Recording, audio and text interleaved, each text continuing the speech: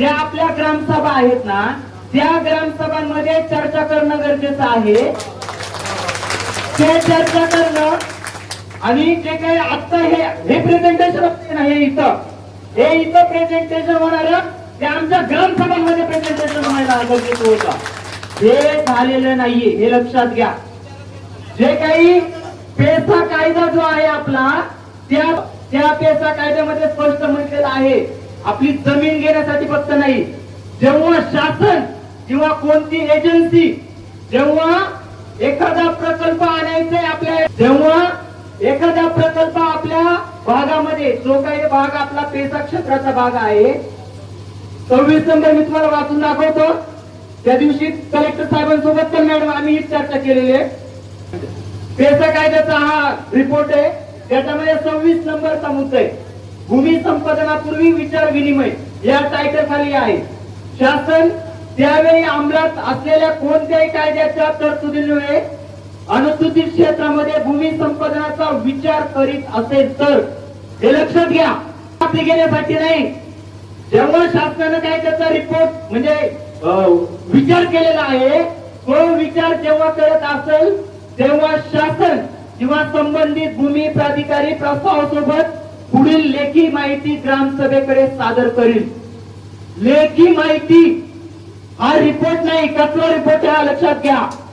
लेखी माहिती याच्यामध्ये काय म्हणलंय, नैसर्गिक साधन संपत्ती व त्याच्या लगत राहणारी जनता, म्हणजे ती जनता कोणी, आपण आहे ती जनता, यांच्यावर प्रकल्पाच्या होणाऱ्या संभाव्य परिणामांसह प्रस्तावित प्रकल्पाचा संपूर्ण आराखडा, हा संपूर्ण आराखडा वाळेसाहेब आपल्या ग्रामसभांमध्ये मांडणं गरजेचं होतं. त्याच्यानंतर असं म्हटलंय की प्रस्तावित भूमी संपादनाचे तपशील, किती जमीन जाणार आहे, कोणाची जमीन जाणार आहे, कशासाठी काय कोणकोणती जमीन वापरली जाणार आहे, याचा तपशील आमच्या ग्रामसभेमध्ये सादर करणं गरजेचं आहे.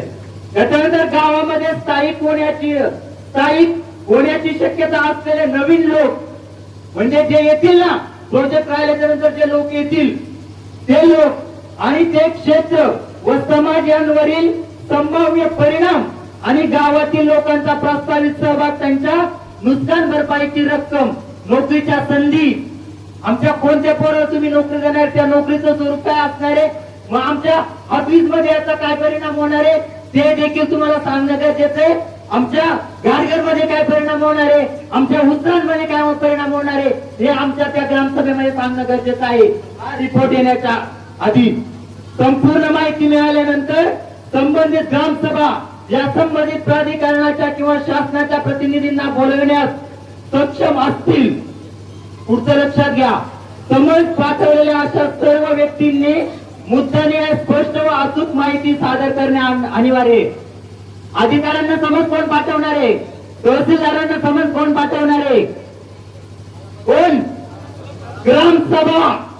हे लक्षात घ्या, कोणी अधिकारी आम्हाला समज पाठवू शकत नाही. आमची ग्रामसभा ठरवेल, कलेक्टर असतील किंवा तहसीलदार असतील, त्यांना समज देण्याचा अधिकार आमच्या ग्रामसभेला आहे. हे लक्षात घेण्याची गरज आहे. त्यानंतर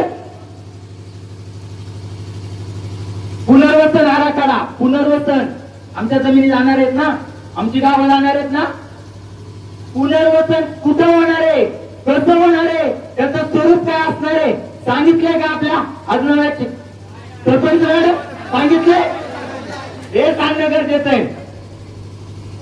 मला वाटतंय की मी हे जे बोलतोय ना, अधिकाऱ्यांनी यांची मिनिट करावेत खरं म्हणजे. तर मला वाटतंय की हे जे काही थोडक्यात तुमच्या सगळ्यांच्या लक्षात आलेलं असेल की आम्ही सुरुवातीला जे म्हणत होतो जे बोलायचं, तर हे बोलायचं आहे.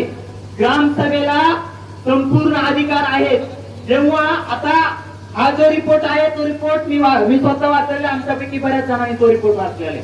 त्या रिपोर्ट मध्ये काय आहे काय नाही त्यामध्ये तुम्ही बऱ्याच जणांमध्ये आता जे काही प्रचार चालू आहे त्याच्यातून माहीत झालेला आहे. मुख्य मुद्दा काय आहे, हा रिपोर्ट तुम्ही कशाच्या आधारावरती बनवला आहे, आधार काय या रिपोर्टला, कोणाची परवानगी घेतलेली आहे, हा मुख्य मुद्दा आहे. म्हणून आमदार महोदयांना माझी एक नम्र विनंती आहे की आजची आपली जी सभा आहे ना, जेव्हा हा रिपोर्टवरती आपण चर्चा करू ना, ऑटोमॅटिक या सगळं रूपरेषात येणार आहे. 21 तारखेची जी जनसुनवाई आहे ना ती आजच होऊन जाणार आहे. आजच होणार आहे.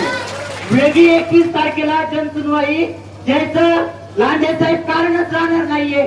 म्हणून मला वाटतंय दत्ताभाऊ की आपण आजच्या मिटिंगचं स्वरूप हे असेल की आज आमच्या ग्रामसभेची परवानगी न घेता हा रिपोर्ट बनवलेला आहे.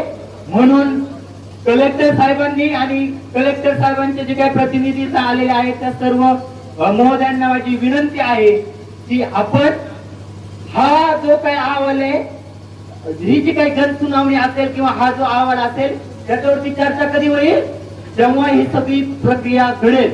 म्हणून ही प्रक्रिया घडलेली नाहीये. ही जर बेकायदेशीरित्या प्रक्रिया घडलेली असेल, पेसा कायद्याचं उल्लंघन करणारी जर प्रक्रिया घडलेली असेल तर 21 तारखेची जी काही सुनवाई आहे ती ऑटोमॅटिक ती बेकायदेशीर करते आणि ती जनसुनवाई होता कामा नये याच्यासाठी आजची बैठक आहे.